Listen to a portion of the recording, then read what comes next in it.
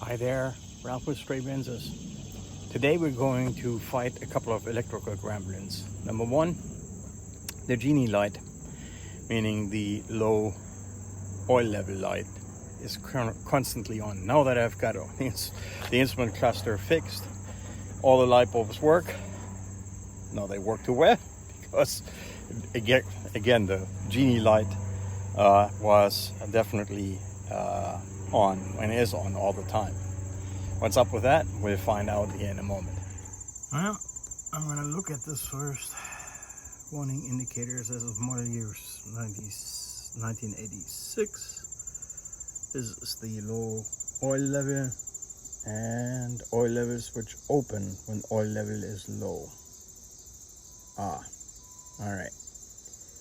So this contact needs to be closed. Let's look for that. You might remember this from another video. Here I have my trusted multimeter hooked up, and I disconnected this wire contact. Aha. So okay. So that's not it. Now we need to trace where the wire is broken, and I have a new tool for that. So I have an idea of what we're going to do there. Yeah. I have a new gizmo, and part of that gizmo I have connected to the plug. I'm going to trace back where the wire is. Here is the gizmo. It's open, which is true.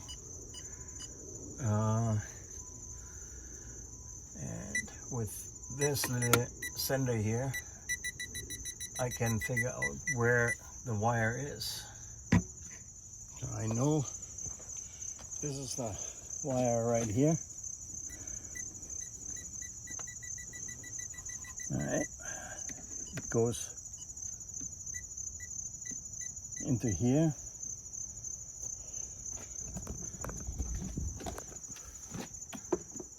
It's not here, but it's here.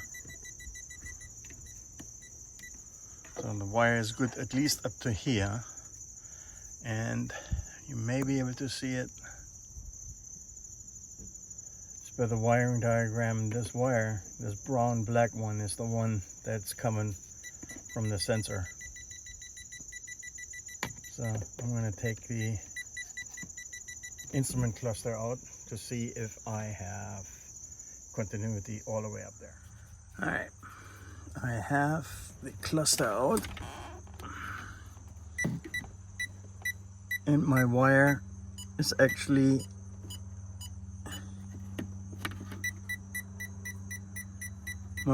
good all the way up to the connector. So if this still goes on, then I unfortunately have a bad ground in the cluster. And what do you know?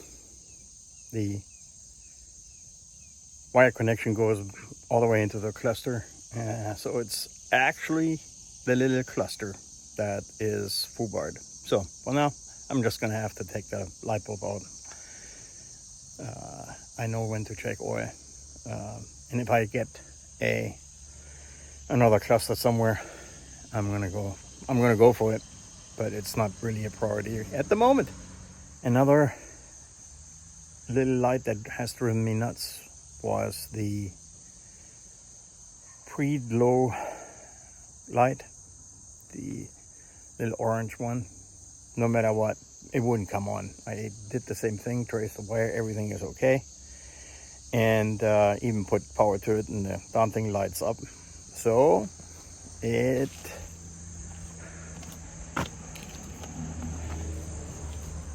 the pre-glow relay that was bad. Sometimes you get lucky. It's not this, it's a broken wire somewhere, but on this one it was the pre-glow relay, which is also not really a cheap part anymore. But once I exchange it with a new one, new to me anyway, right there. This one seems to be from Phoebe, whatever it's called. Now the preload light comes on, and that's in good shape. So yeah. Alright, this is the next part of fixing or trying to fix that light right there, which is the Genie lamp, meaning low oil level. The one right there. That was permanently on, and I traced it back to this little board. There's pin 4 ends up under here, and well, I thought I was cooked for the time being, but I actually lucked out because I had another instrument cluster right here from a gas model, actually from a V8 model, and I was able to unsolder this one from here, right there, up here, and to see if that was it. So I put the one from that one back there into here, resoldered the joints, nice, with this little thing. You don't want to put too much heat into it. And here is a vacuum extractor that once you, as spring loads a piston and it triggers it, creates a little vacuum, and you vacuum these little you heat the spots, the solder joints up, and you extract the solder from it so you can safely remove this little board. I'm about ready to put it back, and then we'll see what's going on. But that is what I did. I checked it out. The sole purpose of the little board is to convert a permanently on to an off here at the light, because remember, with a closed signal, closed ground from the oil level switch, it comes back up to pin 4, and with that energized, it turns this off, so it's reverse. This one here that had been on permanently, it was the opposite.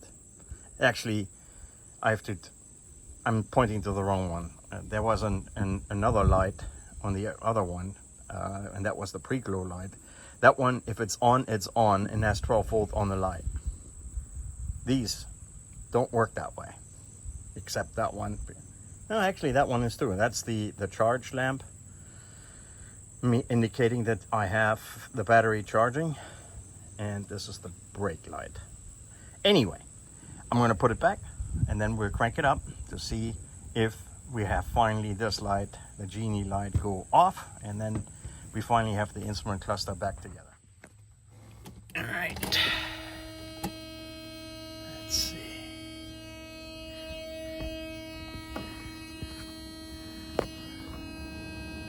It's on ever so lightly. All right. It's finally off. That's awesome.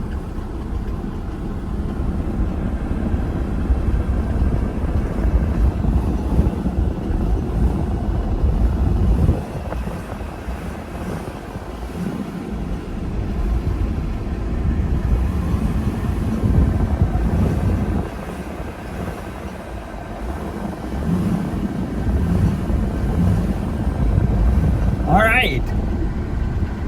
Hallelujah. Another job done. All right. One last validation step.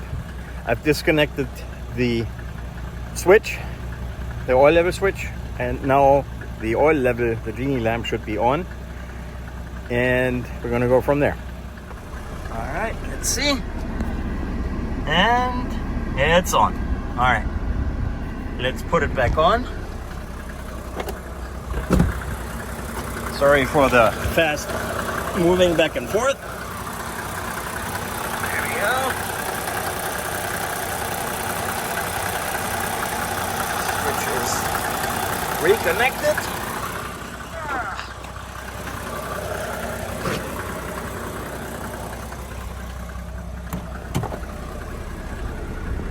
And voila, Genie light is off. Now, the other thing I found